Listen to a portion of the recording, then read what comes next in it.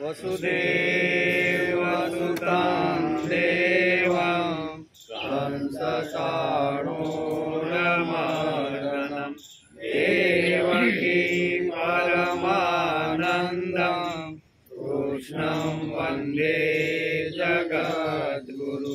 गुरुर्ब्रह्मा गुरुर्विष्णु गुरुदेवो महेश्वर गुरु साक्षात् परब्रह्म तस्मै श्री गुरुवे नमः। नारायणं नमस्कृत्यं नरं चैव नरोत्तमं देवी सरस्वती व्यासं ततो जयमुदीरये ततो जयमुदीरये।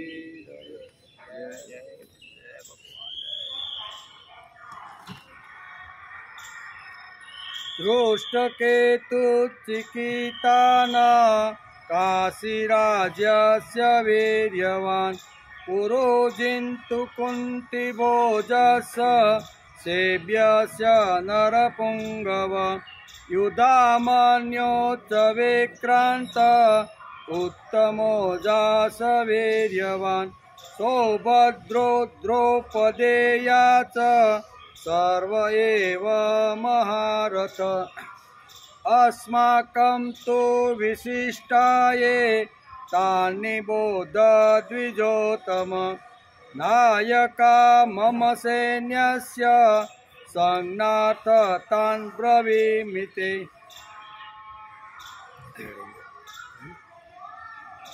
આજે શ્રીમદ ભગવદ્ ગીતા ચિંતન શરૂ થયો એનો 11મો દિવસ છે, બરોબર ને?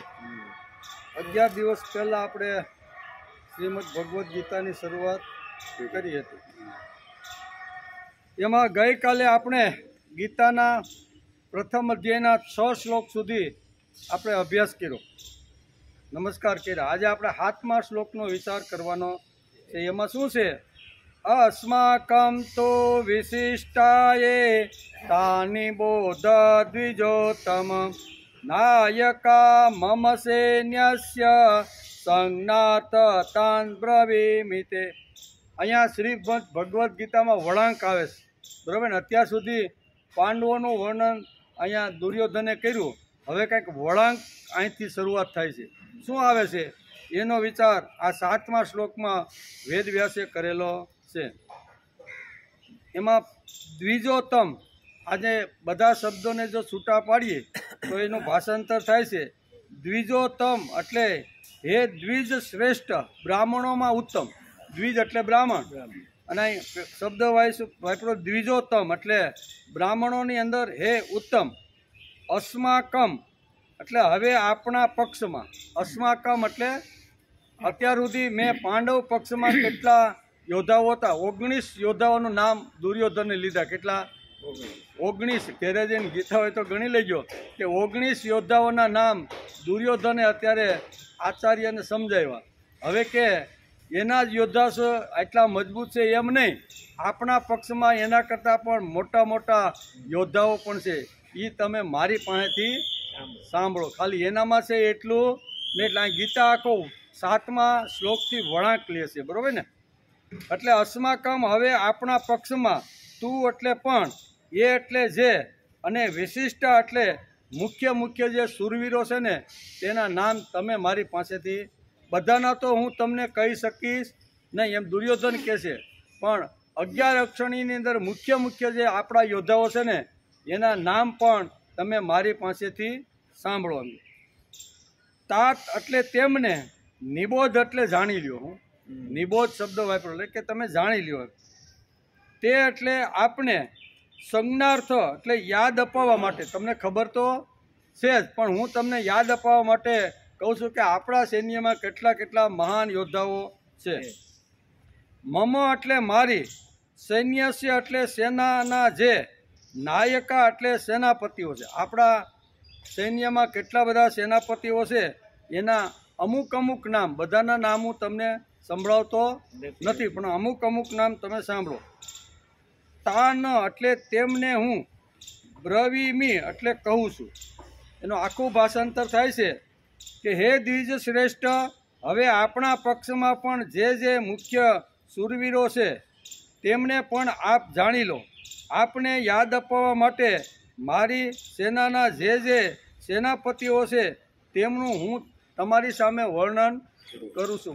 મુખ્ય જે સેનાપતિઓ છે ને એનું વર્ણન હું તમને કરું છું. આમ કરી અને 7મા શ્લોકની શરૂઆત અહીં થોડોક વળાંક આવે છે. અત્યાર સુધી પાંડવાનું વર્ણન ચાલતું હતું.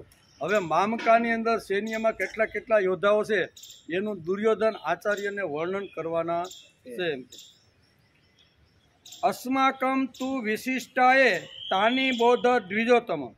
દુર્યોધન દ્રોણાચાર્યને કહે છે કે હે દ્વિજ શ્રેષ્ઠ, પાંડવોની સેનામાં શ્રેષ્ઠ મહારથીઓ છે, તો અમારી સેનામાં પણ એમનાથી ઓછી વિશેષતાવાળા મહારથીઓ નથી. એમ મેં તમને જે પાંડવોના સેનાનું વર્ણન કર્યું એના કરતાં ઓછી કક્ષાના આપણી અંદર નથી, એના કરતાં વિશેષ કક્ષાના સેનાપતિઓ આપણા પક્ષમાં છે એમ અત્યારે દ્રોણાચાર્યને દુર્યોધન કહે છે.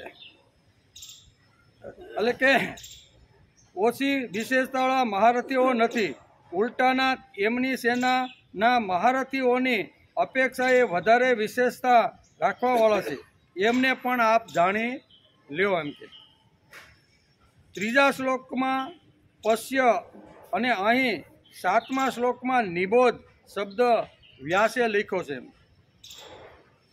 ક્રિયા આપવાનું તાત્પર્ય એ છે કે પાંડવોની સેના હતી એટલે અહીંયા પશ્ય, પાંડવોની સેનામાં જે વખતે દ્રોણાચાર્યને પાંડવ સેનાનું વર્ણન દુર્યોધન કરતો હતો ને એ વખતે એની સેનાની સામે લાબે ઊભા હતા અને એટલે બધું કહેતા હતા કે પશ્ય એટલે તમે જોવો. પણ હવે અહીંયા શું કહેવાય, કૌરવ સેના છે એ દ્રોણાચાર્યની પીઠ પાછળ ઊભી છે. ક્યાં?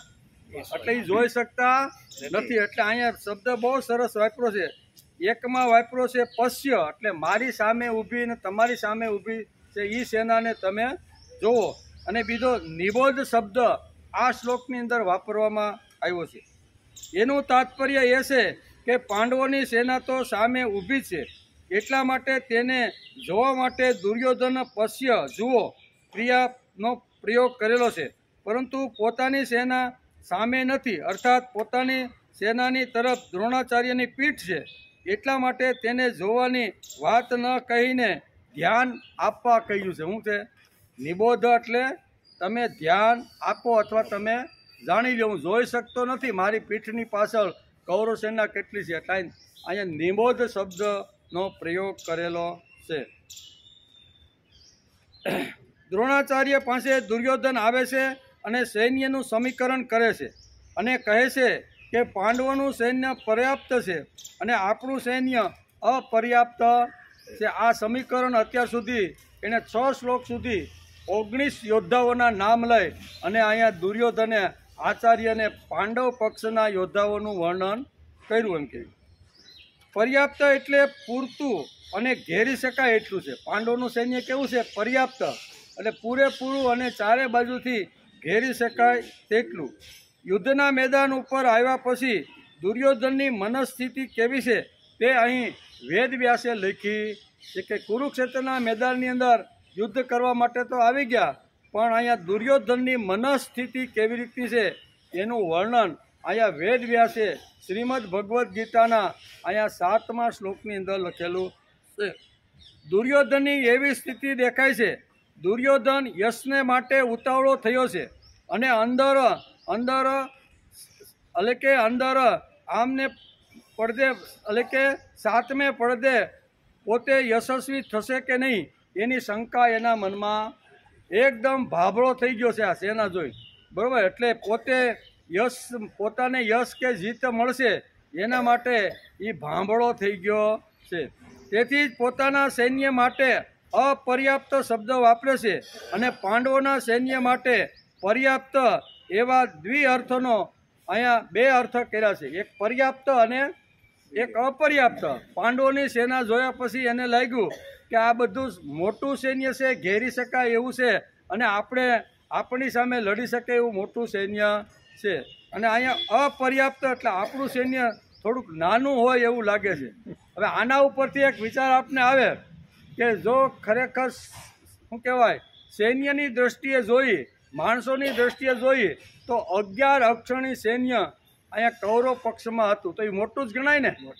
અને સામેના પક્ષમાં 7 અક્ષરની સૈન્ય હતું, છતાંય દુર્યોધન આપણું સૈન્ય અપર્યાપ્ત છે અને સામે પાંડવોનું જે સૈન્ય છે ને એ પર્યાપ્ત છે. એ શા માટે તો કે ગભરાઈ ગયો છે. શા માટે કે આવા 19 યોદ્ધાઓના એણે નામ લીધા છે. આપણે આગળ બધા જોયા કે એક યોદ્ધાઓ જે છે ને એ એટલા મહારથી છે, એટલા આવી રીતના વીર્યવાન છે, એટલા તેજસ્વી છે કે આપણે એની સામે કેવી રીતના એટલે એકદમ ગભરાયેલો અને મનસ્થિતિ એકદમ નબળી પડી ગઈ હોય એવું વ્યાસ લખે છે. પાંડવોનું સૈન્ય પૂર્ણ છે કારણ કે તેઓ દિલથી લડાઈમાં ઊભા છે અને અમારું સૈન્ય અપૂર્ણ છે કારણ કે તે ભાડુતી છે, આવવું પડ્યું છે તેથી આવ્યા છે. ભાડુતી સૈન્ય ચીંધેલું કામ કરવાવાળા છે, તેથી જ પોતાના પક્ષ માટે દુર્યોધનને મનમાં ઊંડે ડર લાગ્યો છે. આ તો મને ઘણા આવ્યા છે, એકવાર આવી ગયા એટલે પાછું જવાય નહીં, એટલે ઘણા રાજાઓ આવી રીતનો પણ વિચાર કરે છે. એ દુર્યોધન બધું જાણી ગયો છે કે પોતાના સૈન્યમાં કેટલા રાજાઓ આવી રીતના ઈચ્છે છે કે પાંડવોનો જય થાય, આવું ઘણું બધું ઘણા બધા રાજાઓ ઈચ્છે છે. એટલે એના મનની અંદર થાય છે કે પાંડવોનું જે સૈન્ય છે ને એ પર્યાપ્ત એટલા માટે છે કે એની અંદર કોઈ પ્રકારનો ભેદભાવ નથી, દિલથી લડવા માટે બધા આવ્યા છે, કોઈ ભાડુતી અથવા પગારદાર નથી. ધર્મ રાજ્યની સ્થાપના થાય એટલે પાંડવોનો વિજય થવો જોઈએ એ હેતુથી આ 7 અક્ષરની સૈન્યની અંદર આ બધા રાજાઓ આવેલા છે. ધર્મ રાજ્યની સ્થાપના થાય તો સમાજની અંદર સુખ શાંતિ અને સમાધાન મળે, આવું ઘણા રાજાઓને હતું. તેથી પાંડવોના પક્ષમાં જે રાજાઓ લડવા માટે આવ્યા છે એ દિલથી લડતા રહેલા છે. અને મારું સૈન્ય તો ભાડુતી સૈન્ય હોય એવું મને લાગે છે, કોઈ દિલથી લડતા નથી. અંદરો અંદર એટલા બધા કે આ હોય તો હું ન યુદ્ધમાં જાઉં, આ ન હોય તો હું આમ કરું, મારી પ્રતિજ્ઞા છે, આવું ઘણું બધું લઈને બેઠા છે. તેથી દુર્યોધનની મનસ્થિતિનું વર્ણન કરતા વેદવ્યાસ કહે છે કે પાંડવ પક્ષની સૈન્ય પર્યાપ્ત છે અને અહીંયા કૌરવ પક્ષની સેના છે એ અપર્યાપ્ત છે. આ 2 શબ્દો અહીંયા ગીતાની અંદર વાપરેલા છે. તેના સંકેત રૂપે દુર્યોધનને આડકતરી રીતે દ્રોણાચાર્યએ પણ મેણું માર્યું. દ્રોણાચાર્યને આ 7મા શ્લોકની અંદર મેણું પણ મારી દીધું. શું મેણું માર્યું એ પણ આપણે તેના સંકેત રૂપે દુર્યોધને આડકતરી રીતે દ્રોણાચાર્યને પણ મેણું માર્યું છે. અને તેને આ પ્રથમ અધ્યાયના 7મા શ્લોકમાં મેણા મારતા કહે છે કે દ્વિજોત્તમમ. શું કહે છે? અસ્માકં તુ વિશિષ્ટાયે તાનિબોધ દ્વિજોત્તમ નાયકા મમ સૈન્યસ્ય સંજ્ઞાત તાન બ્રવીમિતે. એટલે કે મેણું પણ અહીંયા દુર્યોધને આચાર્યને મારી દીધું છે.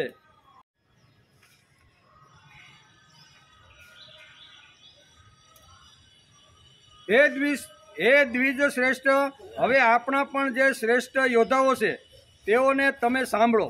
મારા સૈન્યમાં જે નાયકો છે તેમને હું તમારી જાણ ખાતર જણાવું છું.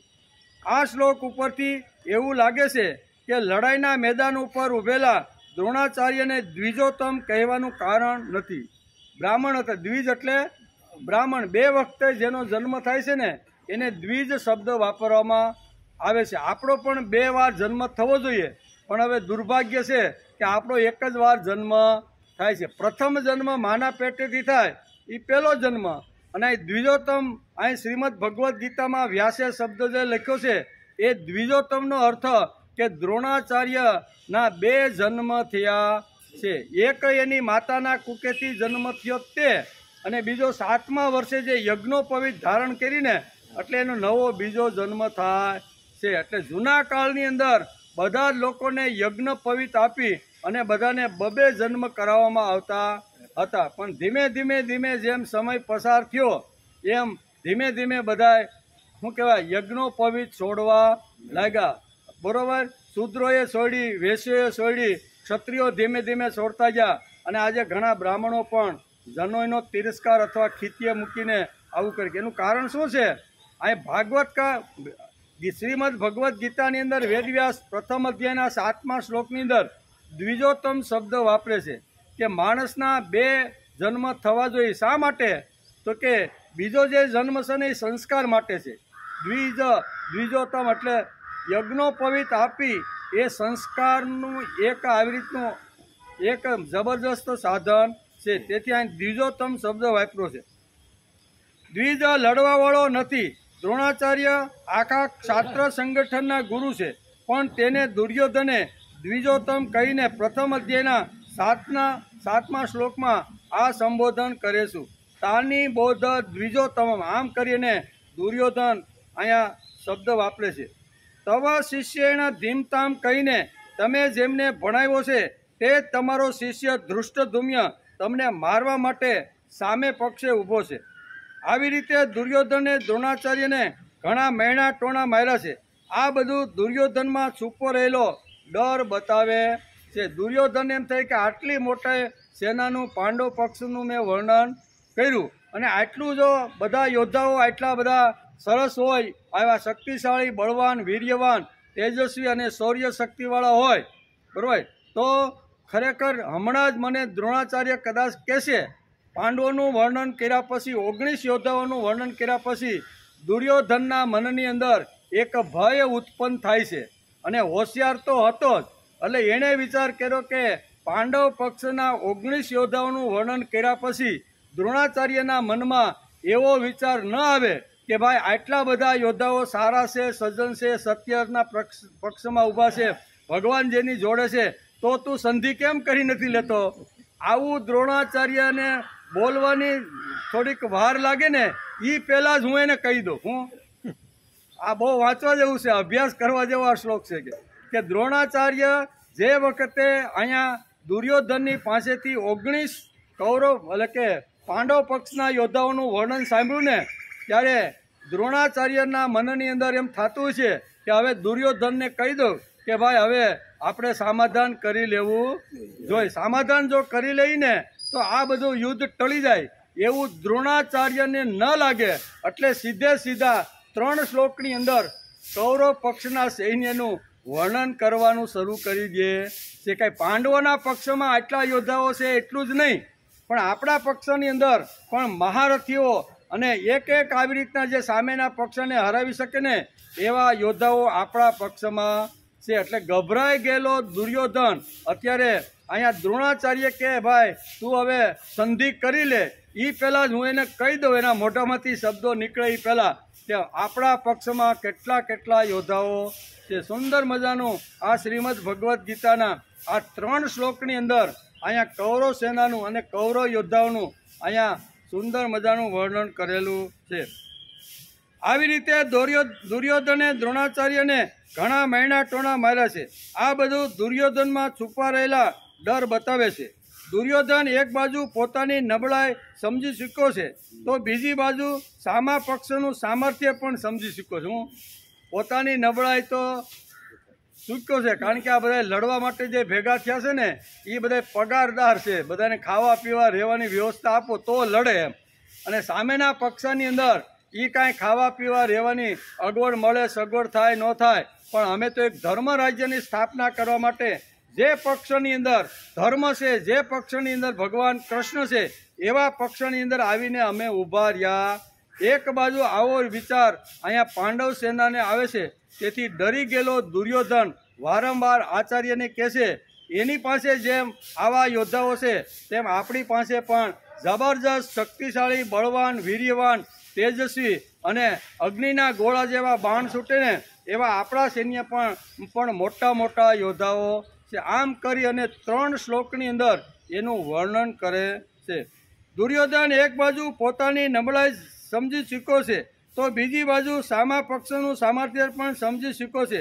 પાંડવોનું સૈન્ય સંખ્યામાં ઓછું છતાં એને વિશાળ લાગે છે. એને પર્યાપ્ત પૂરેપૂરું હોય એવું એને લાગે છે. અને પોતાનું સૈન્ય સંખ્યાબળમાં વધુ છે પણ તે ચીંધેલું કામ કરવાવાળું છે તેથી દુર્યોધનને અપૂર્ણ લાગે. આ બે વાતો અહીંયા શું કહેવાય વેદવ્યાસ શ્રીમદ ભગવદ્ ગીતાના આ 7મા શ્લોકની અંદર આપને સમજાવે છે.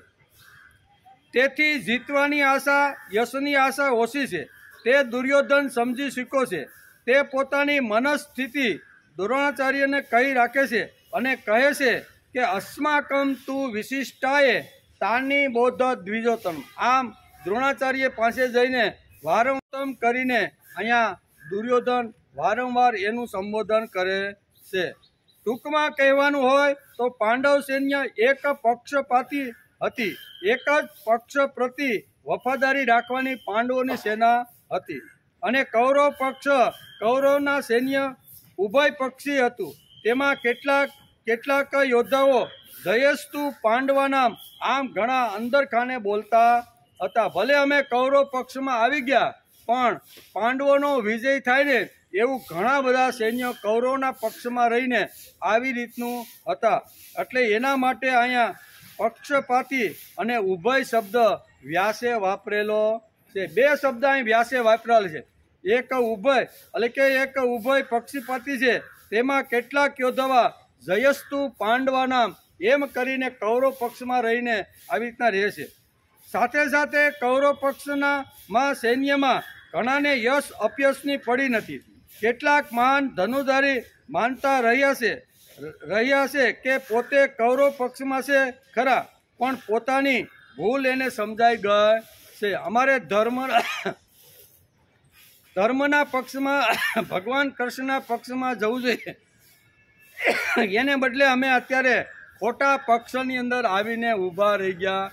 એક કુરુક્ષેત્રના મેદાનમાં ઘણાને આવી રીતની પ્રતીતિ થવા લાગી છે.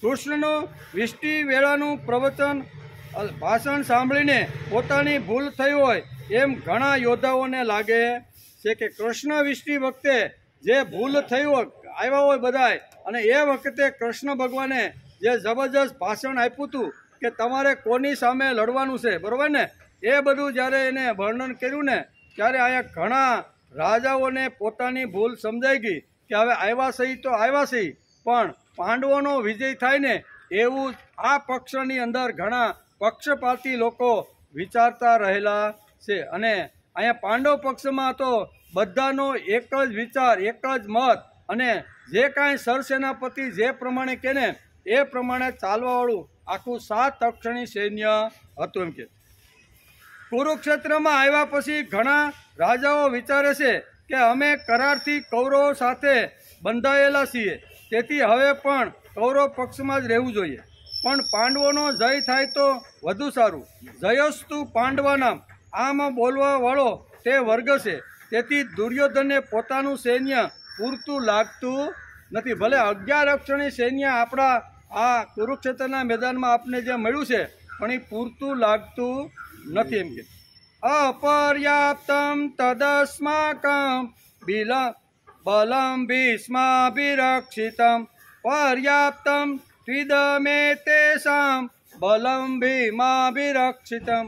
આમ શ્રીમદ ભગવદ્ ગીતામાં વ્યાસ લખે છે ભીષ્મ પિતા વડે રક્ષાયેલું અને તે સૈન્ય સર્વ પ્રકારે અપર્યાપ્ત અકૂટ છે અને ભીમ વડે રક્ષાયેલું એમનું આ સૈન્ય તો પર્યાપ્ત જ છે. એટલે એના મગજની અંદર ઊંડે 7મે પડદે પણ દુર્યોધનને ડર પેસી ગયો છે કે જે ઉત્સાહથી જે સ્ફૂર્તિથી જે ચૈતન્ય લઈને કુરુક્ષેત્રના મેદાનમાં આવ્યા અને અમારા હાથમાંથી હસ્તિનાપુરનું રાજ્ય ન જવું જોઈએ તેથી વિજય અમારો જ થવો જોઈએ આવું જે લઈને આવ્યો તો એ પાંડવોના સૈન્યને જોઈ અને થોડોક ઢીલો પડ્યો હોય એમ વેદવ્યાસ પ્રથમ અધ્યાયના 7મા શ્લોકની અંદર અહીંયા દ્વિજોતમ કરીને બહુ સરસ રીતે સમજાવે છે. આવી રીતે દુર્યોધન સૈન્યનું સમીકરણ કરીને ગભરાયેલો અને યશને માટે થોડો ઉતાવળો થયેલો દેખાય છે. તેથી શ્રીમદ ભગવદ્ ગીતાના પહેલા અધ્યાયમાં વેદવ્યાસે દુર્યોધનની મનસ્થિતિનું વર્ણન કર્યું. પ્રથમ અધ્યાયની અંદર અહીંયા દુર્યોધનની મનસ્થિતિ કેવી છે એનું વર્ણન કર્યું છે. મનસ્થિતિનું વર્ણન કર્યું છે. પર્યાપ્ત અને પોતાની સેના અપર્યાપ્ત વર્ણવી નાખી છે. હકીકતે 11 અક્ષરની સેના છે તેથી એને પર્યાપ્ત લાગવી જોઈએ પણ લાગતી નથી. એનું કારણ શું છે કે મનથી એ ડરી ગયેલો છે, અને ડરી ગયેલો દુર્યોધન વારંવાર અત્યારે અહીંયા દ્રોણાચાર્યને વારંવાર દ્વિજોત્તમ કહી મેણા મારી અને વારંવાર આ શબ્દ અત્યારે કહી રહ્યો છે. વેદવ્યાસ વર્ણન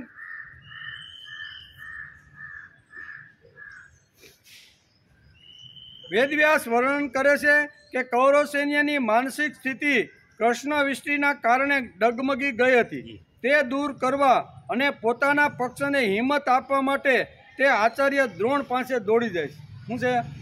આચાર્ય દ્રોણ પાસે દુર્યોધન દોડી જાય છે. ગઈકાલે આપણે પ્રથમ અધ્યાયના 6થા શ્લોક જોયો હતો.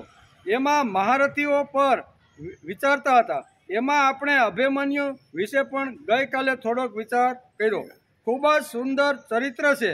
અભ્યાસ કરવા જેવું આ ચરિત્ર છે. જીવન એક પ્રવાહિત છે. પ્રવાહિત જીવનને અટકાવી અમર બનવાનો કિમિયો શ્રીમદ ભગવદ્ ગીતામાં અહીંયા વેદ વ્યાસે આપણે બતાવ્યો છે. જે પ્રવાહિત જે વહી રહેલો જે પ્રવાહ છે એને જો બાંધી દેવામાં આવે અને એના દ્વારા જો કેનાલો દ્વારા ખેતરોની અંદર જો પાણી પહોંચાડવામાં આવે ને, અહીંયા પ્રવાહિત જીવનનો વર્ણન કરતા કહે છે કે પ્રવાહિત જીવનને પણ અટકાવીને આવી રીતનો એમ અહીંયા અભિમન્યુનું જે પ્રવાહિત જીવન હતું ને એને અટકાવીને અહીંયા શું કહેવાય 7 કોઠાના યુદ્ધની અંદર યાહોમ કરીને કૂદી પડ્યો છે. એણે નક્કી કર્યું હતું કે ખૂબ જ સુંદર એનું ચરિત્ર છે. જીવન એક સંગ્રામ છે અને તેથી કુરુક્ષેત્રની રણભૂમિમાં ગીતાનું ગાન એક સુયોગ્ય પૃષ્ઠભૂમિનું સર્જન કરે છે. જીવન એક સંગ્રામ છે. ખાલી કુરુક્ષેત્રના મેદાનમાં ખાલી સંગ્રામ થાય છે એટલું ને આપણા જીવનમાં પણ ડગલે ને પગલે અનેક પ્રકારના સંગ્રામો, સવારે ઉઠાને રાતના સૂઈને ત્યાં સુધી અનેક પ્રકારના સંગ્રામો સામે આપણે પણ લડવાનું થાય છે. પરિવાર લઈને બેઠા છીએ, સંસાર લઈને બેઠા છીએ, ગૃહસ્થ ધર્મ પાળતા રહેલા છીએ. ઘણી બધી અગવડો, ઘણી બધી યાતનાઓ અને ઘણું બધું ન ગમતું હોય ને એવું પણ મન ઉપર વજન રાખીને ઘણીવાર સહન કરવું પડે છે. અને ડગલે ને પગલે જેમ કુરુક્ષેત્રના મેદાનમાં જેમ સંગ્રામ છે એમ સાંસારિક વ્યવહારિક જીવનની અંદર પણ ડગલે ને પગલે સંસારમાં આવી રીતનો સંગ્રામ છે. એટલે કે જીવન એક સંગ્રામ છે અને તેથી કુરુક્ષેત્રની રણભૂમિમાં ગીતાનું ગાન એક સુયોગ્ય પૃષ્ઠભૂમિનું સર્જન કરે છે. ભગવાને અર્જુનને નિમિત્ત બનાવી વિશ્વના માનવ માત્રને શ્રીમદ ભગવદ્ ગીતાના જ્ઞાન દ્વારા જીવનાભિમુખ કરવાનો ચિરંતન પ્રયાસ કર્યો છે. ભગવાન શ્રી કૃષ્ણને અર્જુનને નિમિત્ત બનાવી દીધો. માનવ માત્રને જો સુખી કરવાનો હશે, માનવ માત્રને ઉલ્લાસ અને આનંદિત 100 વર્ષ સુધી હસતો ખીલતો જો રાખવાનો હશે ને તો અર્જુનને નિમિત્ત બનાવી અને આનંદિત કેમ રહી શકાય એમ કરીને ભગવાને અહીંયા અર્જુનને નિમિત્ત બનાવીને ગીતા જેવું જબરદસ્ત આવી રીતનું શસ્ત્ર આપણા હાથની અંદર આપ્યું છે. ભગવાને અર્જુનને નિમિત્ત બનાવ્યો છે. તેથી જ આપણે રોજ નિયમિત આ વડલા નીચે બેસીને શ્રીમદ ભગવદ્ ગીતાના જ્ઞાનને સમજવાનો પ્રામાણિક પ્રયત્ન આપણે રોજ કરીએ છીએ. રોજ ગીતાના શ્લોકનું પારાયણ થવું જોઈએ. શા માટે? તો કે શ્રીમદ ભગવદ્ ગીતાની અંદર જબરજસ્ત આ બધી વાતો વેદ વ્યાસે સરસ રીતે બધી લખેલી છે. એમ કરીને અહીંયા વ્યાસ લખે છે. આપણે શ્રીમદ ભગવદ્ ગીતાના 1 થી 6 શ્લોકમાં 19 યોદ્ધાઓના વર્ણનો આવે છે. તે સમજવાનો આપણે 6 દિવસ એટલે કે 10 દિવસથી પ્રયત્ન કરીએ છીએ. પશ્યતામ પાંડુ પુત્રાણામ આચાર્યમ મહતી ચમુમ વ્યુઢામ દ્રુપદ પુત્રેણ તવ શિષ્યેણ ધીમતામ. તેમાં મહેશ્વાસા, મહારથી, વીર્યવાન અને સુભદ્રાનો પુત્ર અભિમન્યુ અને દ્રૌપદીના 5 પુત્રો, આમ કરીને 19 યોદ્ધાઓનું વર્ણન અહીંયા વેદવ્યાસે લખ્યું છે. અને દુર્યોધન આચાર્યની સામે આ યોદ્ધાઓનું વર્ણન કરે છે. પણ મનની અંદર એક ઊંડો એને આવી રીતનો ડર છે કે આટલા બધા ગુણોનું વર્ણન મેં પાંડવોનું કર્યું અને દ્રોણાચાર્યના મનમાં એક વિચાર એવો આવી જાય કે ભાઈ આટલો જો સરસ સામેનો પક્ષ હોય તો તું સંધિ કેમ કરી લેતો નથી? એટલે સંધિ આવો શબ્દ દ્રોણાચાર્ય બોલે એ પહેલાં જ અહીંયા કૌરવ પક્ષના યોદ્ધાઓનું વર્ણન ચાલુ કરી દે છે. જેમ પાંડવ પક્ષમાં આવા યોદ્ધાઓ છે એના કરતાં આપણા પક્ષમાં પણ ઘણા બધા મજબૂત યોદ્ધાઓ છે, તેનું વર્ણન તમે મારી પાસેથી સાંભળો. એટલે કે દુર્યોધનના મનમાં એક એવો વિચાર આવ્યો, જો આપણે પાંડવનું વર્ણન કર્યા કરીશું તો દ્રોણાચાર્યના મનમાં કંઈક જુદી બીજી સાપ પડશે. હવે આજ ચાલુ રાખ્યું કે એના યોદ્ધાઓ કેટલા છે, કેટલા શક્તિશાળી છે, કેટલા બળવાન છે, કેટલા રાજાઓ મરવા માટે પોતાના 3-3 પેઢી અથવા 4-4 પેઢીથી એકી સાથે બધા યુદ્ધના મેદાનમાં ઊભા. આવું જો વર્ણન હું કરી રાખીશ ને તો આચાર્યના મનની અંદર કંઈક જુદી સાપ પડશે. આવું મનની અંદર, કારણ કે માનસ શાસ્ત્રનો મોટો ખેલાડી દુર્યોધન હતો, એટલે એના મનની બધી વાત સાંભળતો જોતો હતો અને વિચારતો હતો. તેથી આ ખેલાડી વિચાર કરે છે કે આવી રીતનું દ્રોણાચાર્યના મનની અંદર એવું ન થાય કે આટલું સરસ જો પાંડવ સૈન્યની અંદર હોય અને જેના પક્ષની અંદર ભગવાન હોય, જેના પક્ષમાં ધર્મ હોય, તો તું સંધિ કેમ કરી લેતો નથી? તે વર્ણન તો એટલું બધું કર્યું, તો તારે સંધિ કરી લેવી જે આવો વિચાર દ્રોણાચાર્યને આવે એ જ પહેલાં 3 શ્લોકની અંદર અહીં કૌરવ સૈન્યનું વર્ણન કરવાનું દુર્યોધને ચાલુ કરી દીધું છે. એમ આ શ્લોકની અંદર સમજાવે છે. દુર્યોધનના મનમાં એવો એક વિચાર છે, તેથી દુર્યોધન હવે પોતાની સેનાનું વર્ણન કરે છે અને તે છે 7મો શ્લોક. 7મા શ્લોકની પ્રથમ કડી લીટીને સમજવાનો આપણે પ્રયત્ન કરીએ. દુર્યોધને આ કહેવા પાછળનો અર્થ શું છે ભાઈ? પ્રથમ કડીમાં જ અહીં કીધું છે, અસ્માકમ તું વિશિષ્ટાએ તાની બોધ દ્વિજોતમ. આ પહેલા 7મા શ્લોકની અંદર પ્રથમ લીટીની અંદર આ શ્લોક વેદવ્યાસે લખ્યો છે અને દુર્યોધનના મોઢામાંથી આ શ્લોક આચાર્યને અત્યારે સમજાવી રહ્યો છે. 7મા શ્લોકની પ્રથમ કડી લીટીને સમજાવવાનો પ્રયત્ન કરીએ. દુર્યોધને આ કહેવા પાછળનો અર્થ એ છે કે આપણી સેનામાં પણ વિશિષ્ટ પ્રકારના યોદ્ધાઓ છે, એટલે કે ખાલી પાંડવોમાં છે એવું નથી. તમે એવું સમજતા નહીં કે મેં આ પાંડવ પક્ષનું આટલું મોટું વર્ણન કર્યું એટલે એના જ પક્ષની અંદર આવા મોટા મોટા મહાન ધનુર્ધારી છે, એટલું તમારે સમજવાનું કારણ નથી. આપણી સેનામાં પણ મોટા મોટા યોદ્ધાઓ અને મોટા મોટા આવી રીતના ધનુર્ધારીઓ પણ છે. એમ કરી અને આચાર્ય બોલે સંધિ કરવાની વાત કે એ પહેલાં જ અહીંયા શું કહેવાય, દુર્યોધને આ વાત શરૂ કરી દીધી. પ્રથમ અધ્યાયના 3જા શ્લોક હતો કે પશ્યતામ શબ્દ હતો, પણ આ શ્લોકમાં પ્રથમ અધ્યાયના 7મા શ્લોકમાં નિબોધ શબ્દ, બંને સેનામાં સૈન્ય જોવાનું પાંડવ કૌરવ કહે છે. પશ્યતામ શબ્દ જોવા માટે છે અને નિબોધ શબ્દ જાણી લો. બે શબ્દ, એકમાં પશ્ય એટલે સામે ઊભેલી પાંડવ સેના છે એને તમે જોઈ લો, પણ પીઠ પાછળ કૌરવની સેના છે એ જોઈ શકતા નથી, એટલે તમે જાણી લ્યો. શું કહે છે કે આપણી સેનાની અંદર કયા કયા યોદ્ધાઓ છે ને એ તમે જાણી લ્યો. તેથી આ નિબોધ અને પશ્યતામ આ બે શબ્દ અહીંયા વેદવ્યાસે શ્રીમદ ભગવદ્ ગીતાની અંદર લખેલા છે. બીજી વાત છે દ્વિજોતમ શબ્દ શું વાપર્યો છે? કોના માટે? દ્રોણાચાર્ય માટે દુર્યોધને દ્વિજોતમ શબ્દ વાપર્યો છે. દ્વિજોતમ, દ્વિજ વત્તા ઉત્તમ, એ સંસ્કૃત શબ્દ છે. એનો જો આપણે શબ્દ ફોડીએ તો દ્વિજ વત્તા ઉત્તમ. દ્વિજ એટલે શું? તો કે 2 જન્મ. દ્વિજ એટલે 2 જન્મ. 2 જન્મ, 2 વખત બ્રાહ્મણ માટે આ શબ્દ વાપરવામાં આવ્યો છે. બ્રાહ્મણનો પ્રથમ જન્મ એની માતાની કુખે થાય છે અને 7 વર્ષનો બ્રાહ્મણનો દીકરો જ્યારે થાય ત્યારે એને યજ્ઞોપવિત સંસ્કાર આપવામાં આવે છે. આ એનો બીજો અર્થ છે. એટલે અહીંયા કોના માટે? તો કે દ્રોણાચાર્ય માટે દ્વિજોત્તમ શબ્દ અહીંયા દુર્યોધને વાપરેલો છે. એક જન્મ માના શરીરમાં 7 વર્ષે યજ્ઞોપવિત જનોય ઉપનયન આપે છે તેને બીજો જન્મ કહે છે. બીજો જન્મ વિદ્યાભ્યાસ માટે છે.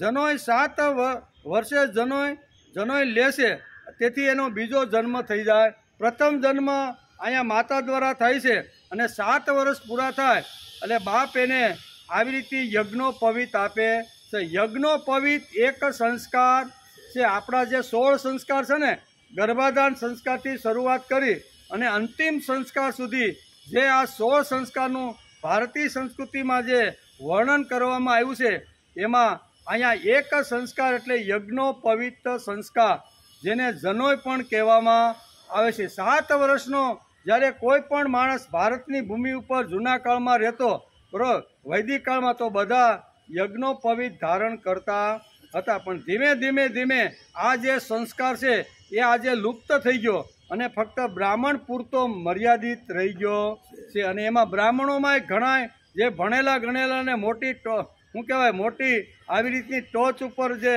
હોય છે, એવા પણ આ યજ્ઞોપવિત ધારણ કરતા નથી. વિદ્યા 2 પ્રકારની હોઈ શકે છે, પરા અને અપરા. અહીંયા દ્વિજ શબ્દ વાપરેલો. દ્વિજ શબ્દને આપણે સમજી લેવો જોઈએ. દ્વિજ એટલે 2 જન્મ, એક માતાની કુખે અને બીજો સંસ્કાર દ્વારા એનો જન્મ થાય છે, જેને યજ્ઞોપવિત આપે છે. એટલે કહે છે વિદ્યા 2 પ્રકારની હોઈ શકે, એક પરા અને અપરા. કેવી? 2 પ્રકારની વિદ્યા, એક પરા અને અપરા. આ વૈદિકોની સમજણ છે. વેદ વ્યાસે પ્રથમ અધ્યાયના 7મા શ્લોકમાં લખ્યું છે દ્વિજોતમ. એટલે આ શબ્દને આપણે સમજી લેવો જોઈએ કે વેદ વ્યાસે અહીંયા દ્વિજોતમ શબ્દ અહીંયા દ્રોણાચાર્ય માટે શા માટે વાપર્યો છે. અપરા વિદ્યા એટલે લૌકિક વિદ્યા અથવા શાસ્ત્રોનો અભ્યાસ, અને પરા વિદ્યા એટલે અનુભવ જ્ઞાનવાળી વિદ્યા અને ભગવાનનો સાક્ષાત્કાર થાય એને પરા વિદ્યા કહેવામાં આવે છે. પરા અને અપરા 2 ટાઈપની વિદ્યાનું વર્ણન કરે છે. અપરા વિદ્યા એટલે લૌકિક વિદ્યા. અત્યારે જે આપણે શાસ્ત્રનો જે અત્યારે અભ્યાસ કરીએ છીએ ને, એ આપણી કેવી વિદ્યા છે? અપરા. અપરા એટલે શાસ્ત્રનો અભ્યાસ કરીને જે વિદ્યા પ્રાપ્ત કરવામાં આવે છે તેને અપરા વિદ્યા કહેવામાં આવે છે. અને બીજી વિદ્યા છે પરા વિદ્યા. પરા વિદ્યા એટલે અનુભવથી મળેલું જ્ઞાન. આપણે સમાજમાં ફરી ત્યારે અનુભવથી મળેલું જે જ્ઞાન છે ને, એ જ્ઞાન શ્રેષ્ઠ છે. અને બીજી વાત કહે છે કે ભગવાનનો સાક્ષાત્કાર. કેવો? ભગવાનના સાક્ષાત્કાર સુધી જે પરા વિદ્યા લઈ જાય છે, એના માટે પરા શબ્દ વાપરવામાં આવ્યો છે. એમ વ્યાસ અહીં બહુ સરસ રીતે આપને સમજાવે છે. સંસ્કાર માટે 4 વેદ. કેટલા?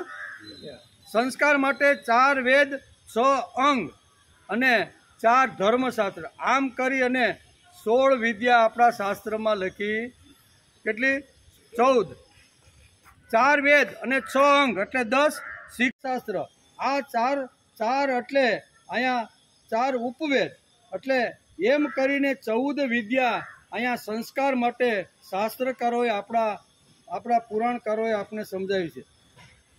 14 વિદ્યા એટલે કે ભણી ન શકાય તો શાસ્ત્રકારો કહે છે કે એક એટલે શ્રીમદ ભગવદ્ ગીતા ભણો. કે હું કદાચ વેદ ભણી ન શકો, કારણ કે વેદ ભણવાનો અધિકાર જેણે જનોએ લીધી હોય ને, યજ્ઞોપવિત જેને ધારણ કર્યું હોય, એ જ લોકો વેદનો અભ્યાસ કરી શકે. એટલે માનો કે આપણે વેદનો અભ્યાસ કરી શકતા નથી, કારણ કે ઘણા લોકો બ્રાહ્મણો પણ શું કહેવાય યજ્ઞોપવિત છોડવા લાગ્યા છે. તો આ તો પછી ક્ષત્રિય અને વૈશ્યની તો પછી શું વાત કરવી. એટલે કદાચ આપણને એમ થાય કે અમારે શાસ્ત્રનો ઊંડો અભ્યાસ કરવો છે, પણ અમે કરી શકતા નથી. તો એના માટે શાસ્ત્રકારોએ શ્રીમદ ભગવદ્ ગીતાનો અભ્યાસ અને એનું વર્ણન કરવાનું કીધું છે. 4 વેદ ભણી શકાય, 6 વેદાંગ ન ભણી શકાય, 4 શાસ્ત્રો ન ભણી શકાય, તો એક આ શ્રીમદ ભગવદ્ ગીતા ભણી શકાય કે નહીં? એ ભણી શકાય. એમાં કોઈ આવી રીતનો અપવાદ નથી, કારણ કે ભગવાને અર્જુનને નિમિત્ત બનાવીને આખા વિશ્વ માનવ માટે આ ગ્રંથને ખુલ્લો મૂક્યો છે. શ્રીમદ ભગવદ્ ગીતા એક જ વાત આપણે સમજાવે છે કે મારી સાથે ભગવાન છે, જન્મથી મૃત્યુ સુધી ભગવાન મારી સાથે છે. આ સમજણ ગીતા આપણને આપે છે. ગીતાને શું કહેવાનું છે? ગીતા આપને શું સમજાવે છે? તો ગીતાને એક જ વાત કહેવાની છે કે જન્મથી મૃત્યુ સુધી ભગવાન મારી જોડે છે. ભગવાન ખાલી મંદિરમાં નથી, ભગવાન ખાલી આકાશમાં નથી, ભગવાન 24 કલાક મારી સાથે રહેશે. આ શ્રીમદ ભગવદ્ ગીતાને તત્વજ્ઞાન આપણને બધાને સમજાવવાનું છે કે સર્વસ્ય ચાહમ હૃદયસન્નિ વિષ્ટો. આગળ 15મા અધ્યાયમાં આ બધી વાતો આવવાની છે કે 24 કલાક દિવસ અને રાત સૂતો હોય, ઉઠતો હોય, કામ કરતો હોય, કંઈ પણ ક્રિયા કરતો હોય ને તો ભગવાન મારી જોડે છે. આ શ્રીમદ ભગવદ્ ગીતાને સમજાવવાનું છે. તેથી શ્રીમદ ભગવદ્ ગીતાનો અભ્યાસ માનવ માત્ર બધા જ કરી શકે છે. વેદને જો ભણવાના હોય, ઉપનિષદોને ભણવાના હોય, બ્રહ્મસૂત્રોનો જો અભ્યાસ કરવાનો હોય ને તો એના માટે શાસ્ત્રકારોએ અમુક નિયમો રાખી દીધા છે. આ નિયમોનું જો પાલન કરતો હોય તો એ વેદનો અધિકારી અથવા વેદ વાંચવાનો અધિકારી છે. એટલા માટે આપણા માટે વેદવ્યાસ જેવા મહાપુરુષ આપણને આ શ્રીમદ ભગવદ્ ગીતા સર્વસામાન્ય બધા માટે છે એવું કહી અને આખી દુનિયા માટે 700 શ્લોક અને 18 અધ્યાય આપણા માટે ખુલ્લા મૂકી દીધા. એનો સર્વ ગમે તેવો બ્રાહ્મણ હોય, ક્ષત્રિય હોય, વૈશ્ય હોય કે શૂદ્ર હોય, કોઈ પણ માણસ ગીતા જનોઈ ન લીધી હોય ને તો પણ એનો અભ્યાસ કરી શકે છે. તેથી આપણે પ્રામાણિક પ્રયત્ન કર્યો. બ્રાહ્મણ થવું હોય તો એના માટે ગીતા અભ્યાસ ખૂબ જ જરૂરી છે. અને આ બધી નાની નાની વાતો છે કે ભગવાન 24 કલાક મારી સાથે છે અને મારી સાથે છે. હું સૂઈ ગયો હોય તો પણ ભગવાન મારું હૃદય ધબકતું રાખે છે. આપણે રાખે કે નહીં? એ ધબકતું આપણે ભલે નહીં 6-8 કલાક શાંતિથી નસ્કોરા બોલાવતા ઊંઘી ગયા હોય પણ આપણું હૃદય કોણ ધબકતું રાખે છે? તો કે અંદર ભગવાન બેઠો મારા હૃદયને ધબકારા આપે છે. તેથી 24 કલાક મારી સાથે ભગવાન છે. આ સમજણ એકવાર જો માનવને આવી જાય તો માણસ નીતિમાન બની જાય છે. માણસ નીતિમાન ક્યારે બને? નહીં તો અનીતિ તો ખાવાનું હોય અથવા રૂપિયાની નોટુસ આપવાનું હોય તો કોઈ પણ જગ્યાએ આપણે જોઈને તો સમાજમાં પેપર ખોલી તો 2-5 પ્રસંગો તો આવા આવે કે ભાઈ આજે નકલી નોટનું કારખાનું પકડાનું, આજે નકલી ઘીનું 500 ડબ્બા નકલી ઘીનું કારખાનું પકડા. આવું આવે કે નહીં? નીતિ ક્યાં ગઈ ભાઈ? આ નીતિ ક્યાં ગઈ? તેથી અહીં ગીતાકાર કહે છે કે 24 કલાક ભગવાન મારી જોડે છે. આ સમજણ જો ઊભી થાય તો એના માટે એક જ શસ્ત્ર છે અને એ શસ્ત્ર છે શ્રીમદ ભગવદ્ ગીતા. શા માટે? તો કે ભગવાન 24 કલાક મારી જોડે છે. તેથી મારે આડું હવળું કે અનીતિ અથવા કોઈ પણ નબળું કામ કરવાનું નથી. હું જે કાંઈ કામ કરું છું ને એ ભગવાન સતત જોતો રહેલો છે. બોલે નહીં પણ જોવે તો છે જ, સાક્ષી તરીકે. બરોબર ને? એ બધું આગળ ગીતામાં આવવાનું છે. કહેવાનો અર્થ કે 24 કલાક ભગવાન મારી સાથે છે. આ શ્રીમદ ભગવદ્ ગીતાને સમજાવવાનું છે. આ શ્રીમદ ભગવદ્ ગીતા સમજાઈ જાય તો આપણે દ્વિજ છીએ. આ સમજણ આપણી અંદર આવે તેથી આપણે રોજ શ્રીમદ ભગવદ્ ગીતાના અભ્યાસ માટે આપણે મળીએ છીએ. સમજાય ન સમજાય, શ્લોકનો અર્થ ખબર પડે ન પડે, પણ આવી રીતના ગીતાના જે ઉચ્ચાર થાય છે, એનો જે ધ્વનિ થાય છે, એના જે મંત્રો મારા કાન પાસે આવે ને તો મારું કાન પણ પવિત્ર થઈ જાય. કદાચ ન સમજાય તોય કાંઈ વાંધો નહીં. ઘણીવાર આપણે એમ થાય કે આપણે હાલું સમજાતું નથી ને અહીંયા જઈને હું બેહવાનું, બરોબર ને? તો અહીંયા આવીને બેસીને ભલે સમજાય નહીં ને આ જન્મારે, નહીં તો આવતા જન્મારે. આ જન્મારો કદાચ આખો આપણે ભણ્યા ન હોય એટલે સમજી કદાચ ન શકીએ. અભ્યાસ એટલો ન હોય તો ન પણ સમજી શકાય. પણ આપણો જો અભ્યાસ ચાલુ રહેશે ને તો એક જન્મારા પછી આ આપણે સમજાશે. દુર્યોધન દ્વિજોત્તમ શબ્દ વાપરે છે. યુદ્ધના મેદાનમાં આ દ્વિજોત્તમ શબ્દ વાપરવો ઉચિત નથી, કારણ કે યુદ્ધમાં બ્રાહ્મણનું કામ લડવાનું નથી. પણ છતાંય દ્વિજોત્તમ શબ્દ અહીંયા દુર્યોધન અહીં મારીને અહીં દ્રોણાચાર્યને મેણું મારે છે કે સામે બધા ક્ષત્રિયોના બચ્ચા છે, ભલે એ શક્તિશાળી છે, બળવાન છે, આવા મહાન મહારથીઓ અને યોદ્ધાઓ છે. બીજું, દ્રોણાચાર્યને ખુશ કરવા માટે દુર્યોધન દ્વિજોત્તમ શબ્દ વાપરે છે. દુર્યોધન કહે છે કે નાયકા મમ સૈન્ય છે. શું કહે છે? અસ્માકમ તુ વિશિષ્ટાએ તાની બોધ દ્વિજોત્તમમ નાયકા મમ સૈન્યસ્ય સંજ્ઞાત તાન દરિદ. આમ કરી અને અહીંયા દ્રોણાચાર્યને આ દુર્યોધન આ વાત કહે છે. ખુશ કરવા માટે દુર્યોધને આ શબ્દ વાપરે છે. દુર્યોધન કહે છે કે નાયક તમે 10 ડર કે કાંઈ પણ જોઈને તો એ બધા સાથે રહી શકે છે. આ દુનિયામાં એક જ માણસ એવો છે કે જે સાથે રહી શકતો નથી, બીજા વગર હાલતું નથી. એક વસ્તુ આ હું બીજા વગર હાલતું નથી, અને બીજો પાણી આવે તો પોહાતો નથી. હવે આનો ઉકેલ શું કરવાનો? બીજા વગર ચાલતું નથી. આપણે એકલા ઘરમાં હોય ને 2 દિવસ જો રહેવાનું થાય ને તો કે મરી ગયા ભાઈ, ઘરમાં કોઈ નથી, આ તો બધી ભૂતિયો બંગલો છે, બરોબર. અને એ આવે તો કે હાલો આ ક્યાં ટકટકાટ એને શરૂ કરી, આવું થાય કે ન થાય? એટલે અહીં કહે છે, અહીં બહુ સરસ કે દુર્યોધન કહે છે કે અહંકારને લીધે માણસ સાથે રહી શકતો નથી. બાકી કીડીથી માંડીને બધા જીવજંતુઓ સાથે ગ્રુપમાં જ રહે છે. તેમાં પણ એક નાયક હોય છે, બરોબર ને? દોરી જનારો એક નાયક. કીડીના આપણે દર જોઈ અથવા પક્ષીઓના આવી રીતના ઘણા બધા ઝુંડ જોઈને તો આપણે ખબર પડે કે એમાં પણ અલગ અલગ ટાઈપના બધા લોકો એની અંદર રહેતા હોય છે. કોઈ આવી રીતનું વૃદ્ધ જો કીડી હોય ને તો મજબૂત જે કીડી હોય ને એ બહારથી ખોરાક લઈ આવી અને વૃદ્ધ કીડી જે ખાટલા ઉપર દરમાં બેઠી હોય ને એને ખવડાવવાનું કામ કરે. આ બધો અભ્યાસ કરવા જેવો છે. હકીકતે અભ્યાસ કરી તો ખબર પડે કે જીવજંતુ એકાબીજાની કેટલી કાળજી, કદર અને આદર રાખે છે ને એ આપણે પશુ પક્ષી અને કીડી જેવા આવા ઝુંડની અંદર જોવા મળે છે. પણ માણસ ભેગો થાય ને તો રાગ અને દ્વેષ ઊભો થાય. બીજા વગર હાલતું નથી, અને બીજો આવ્યો તો પાછો બાજુમાં ગમતો નથી. હવે આનો ઉકેલ શું?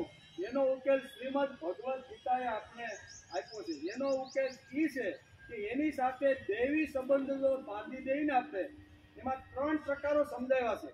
આપણે જો જોઈને કે ફ્રેન્ડશીપ ફોર પ્રોફિટ, આપણે બધા ભેગા મળતા હોય ને સમાજની અંદર તો એનું કારણ શું છે કે ધંધાકીય રીતે માણસ ભેગા મળે. આપણે કંઈ ધંધો કરતા હોય અને એ ધંધાનું જે કાંઈ ઉત્પાદન થાય એ જો બીજા કોઈ વેપારીને વેચવાનું હોય ને તો આપણે એની સાથે ગાઢ સંબંધ રાખી જ નહીં. હોટલમાં લઈ જાય, મીટિંગ કરી, ગમે તેમ કરી અને મારો માલ તો તારે ભાઈ લેવાનો. શા માટે આપણે મિત્રતા થઈ? પણ શા માટે થઈ? ફ્રેન્ડશીપ ફોર પ્રોફિટ, ધંધા માટેની આ આખી સંઘ જે બળ ઊભું થાય છે એ આખું કેવી રીતનું થાય છે? ધંધા માટે. બીજો એક શબ્દ છે ફ્રેન્ડશીપ ફોર પ્રિન્સિપલ, સિદ્ધાંત માટે. એક જ સિદ્ધાંતના માણસો હોય એ બધા ભેગા થાય. દાખલા તરીકે ઘણીવાર આપણે કહીએ ને કે રેલવેની અંદર અમુક કર્મચારીને અમુક પગાર ઓછો પડતો હોય, અહીંયા TADS ઓછું મળતું હોય તો આખો બધા નક્કી કરે કે ભાઈ આવતીકાલથી 3 દિવસ સુધી આપણે રેલમાં હડતાલ પાડવી છે. પોસ્ટ ઓફિસ વાળા પણ એમ કે, બેંક વાળા પણ એમ કે આપણે રોડ ઉપર આવીને આપણે કામ કરવાનું નથી. એટલે બધા એક સાથે આવી રીતના કરે છે. એનો સિદ્ધાંત પ્રિન્સિપલ, એટલે એક જ સિદ્ધાંતના લોકો સાથે મળે છે અને એ સિદ્ધાંત જેવો પૂરો થઈ જાય છે પછી કોણ ક્યાં ગયો અને કોઈ પૂછતું, એનો સંબંધ પણ વિખાઈ જાય. પછી એ વિખેરાઈ જાય અને પછી બીજે દિવસે કદાચ એક બાપો દેખાય નહીં તો કઈ તપાસ કરવા જતા નથી કે આ આવ્યો કેમ નહીં. એને આનંદ મેળવો તો ત્યાં સુધી એની સાથે મિત્રતા હતી. ગઈકાલે કદાચ એનું અસ્તિત્વ કે સિદ્ધમ થઈ હોય તો પૂછવા માટે પણ જાતો નથી. આનંદ મેળવવા માટે શ્રીમદ ભગવદ્ ગીતાએ ચોથો એક શબ્દ વાક્યો. આપણે જે શ્રીમદ ભગવદ્ ગીતાનું જે ચિંતન મનન જે કરી છે ને એમાં કીધું કે આ 3 જે સંબંધો છે ને એ કોઈ સ્વાર્થના છે, કોઈ પ્રિન્સિપાલના છે અને કોઈ આનંદ લૂંટવા માટેના છે. શ્રીમદ ભગવદ્ ગીતા કહે છે એક ચોથા પ્રકારની મૈત્રી સંઘ જો તમારો તૈયાર થશે ને તો એમાં કોઈ દિવસ રાગ દ્વેષ ઉભા થશે નહીં. અને શ્રીમદ એની અંદર સર્વસ્ય ચાહમ હૃદયની વિષ્ટો જે ગીતાને કહેવાનું છે એની અંદર જેમ ભગવાન છે તેમ મારી અંદર પણ ભગવાન છે અને મારી અંદર ભગવાન છે તે બીજાની અંદર ભગવાન છે. તેથી મારે એના ઉપર નિસ્વાર્થ પ્રેમ કરવાનો છે. આ ગીતા આપણે અહીંયા સુધી લઈ જવા માંગે છે. શરૂઆતમાં કદાચ સ્વાર્થનો પ્રેમ હોય પણ ધીમે ધીમે એને આગળ જતા એને દેવી એટલે ડિવોશનલ એટલે ભક્તિ ઉપર લઈ જવાનો પ્રયત્ન કરવો જોઈએ. તેથી અહીં કહે છે કે મિત્ર જીવજંતુઓ સાથે ગ્રુપમાં રહે છે તેમાં પણ એક નાયક હોય છે, બરોબર, કે જે બધાને દોરી જાય છે. દાખલા તરીકે મધપૂડો હોય એ બધા કેવા સમૂહમાં રહે અને અલગ અલગ બધાના કામ હોય. કોઈ એવા સિક્યુરિટીવાળા હોય અને કોઈ કે આજુબાજુમાં નીકળે અને જો કાંઈ હેરાન કરે ને તો તો એવા 5-25 એવી રીતની મધમાખીઓ હોય છે કે જે તમને ચોટે. બધી ચોટતી નથી, બધી ઘણી કવડે તો બળતરાય નથી થતી એમ, પણ આવી રીતના જે સિક્યુરિટી ગાર્ડની અંદર જે હોય છે ને એ જ્યારે કવડે ને ત્યારે બળતરા ઉપડે છે. બધાનો સંઘ છે, બરાબર. પણ આવી રીતનો કહેવાનો અર્થ કે એ સંઘ આવી રીતનો જેમ પશુ પક્ષી અને કીડી મકોડીમાં છે એવો સંઘ માણસની અંદર નથી. માણસમાં તો સ્વાર્થ હોય ત્યાં સુધી પ્રેમ કરો, પછી પણ દીકરો પણ બાપને ને માને પણ ભૂલી જાય છે કે નહીં? જ્યાં સુધી માની જરૂર હતી, બાપની જરૂર હતી, ત્યાં સુધી માણસ મા બાપને પ્રેમ કરતો હતો. ભણવાનું હતું, પૈસાની જરૂર હતી, નોકરી ધંધા ઉપર જવાનું હતું, ટિફિન બનાવવાનું હતું, આ બધી મારે જરૂરિયાત હતી. એટલે માના ખોળામાં આવીને પરબારો બે, મા પાસે બે, બાપા પાસે બે, બધું જ કરતો હોય. શા માટે? કે મારી મા અને મારા બાપા મારી બહુ જ કાળજી રાખે છે. પણ જેવા લગ્ન થાય અને લગ્ન થયા પછી જે શું કહેવાય પરણીને જ્યારે પત્નીને ઘેરે લાવે છે ત્યારે ધીમે ધીમે મા બાપ ઉપર પ્રેમ ઓછો થઈ જાય. તેનું કારણ શું છે? હવે મને માની જરૂરિયાત લાગતી નથી. જે માં મારા કપડાં ધોતી હતી, જે માં મારું ગરમ ગરમ ટિફિન બાંધીને મને ધંધા ઉપર મોકલતી હતી, જે માં નાના મોટા મારા બધા જ કામ કરતી હતી, એ બધા જ કામ કરવાવાળી મારી પત્ની આવી ગઈ છે. તેથી મારે હવે મા બાપ ઉપર પ્રેમ કરવાની બહુ જરૂર. આવું થાય કે નહીં? તો અહીં કહેશે કે ફ્રેન્ડશીપ ફોર ડિવોશન. જો આ સિદ્ધાંત ગીતાનો જો આપણા મગજમાં હશે ને તો કદાચ 100 વર્ષનો દાદો હશે. અને ગીતાના પ્રથમ અધ્યાયના 7મા શ્લોક, એમાં દુર્યોધન અત્યારે આચાર્યને એક વળાંક લઈને કંઈક નવું જ કહેવા માગે તો એનો વિચાર અત્યારે આપણે કરતા રહેલા. દુર્યોધન કહે છે, નાયકા મમ સૈન્ય છે, મારી સેનામાં બધા નાયકો છે. નાયકનો અર્થ થાય છે દોરી જવા વાળા. અહંકારને લીધે માણસ સાથે રહી શકતો નથી, બાકી કીડીથી માંડીને બધા જ જીવજંતુઓ સાથે ગ્રુપમાં રહે છે. તેમાં પણ એક નાયક હોય છે જે બધાને દોરીને જાય છે. શ્રીમદ ભગવદ્ ગીતા અહંકાર નાશ કરવા વાળી છે. શું છે? આગળ જેમ જેમ આપણે જાતા જાવું ને એક એક શ્લોક, અહંકાર નાશ કરવા વાળી છે. કેટલી સરળ સીધી વાત ગીતા આપણને સમજાવે છે. આ ગીતાની અંદર આખા જે સિદ્ધાંતો છે ને એ જેમ જેમ આપણે આગળ જશું તેમ બધા સમજાશે. પાંડવોને ભગવાને એક સાથે રાખ્યા છે એટલું જ નહીં, પણ આ ગ્રુપને નાયક વિશિષ્ટ જગ્યા એ લઈ જાય છે. તેને જ કહેવાય શ્રી કૃષ્ણ. આ મોટામાં મોટો શ્રી ભગવદ્ ગીતાનો નાયક છે. કેવો?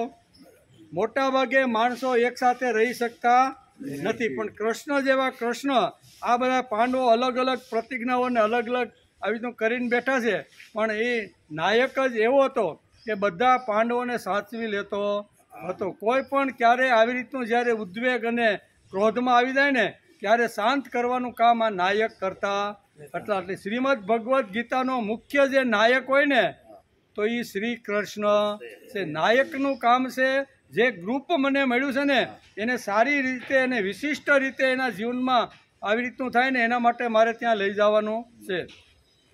તેથી અહીં લખ્યું છે, નાયકા મમ સૈન્યસ્ય સંજ્ઞાર્થ તાન બ્રવીમિતિ.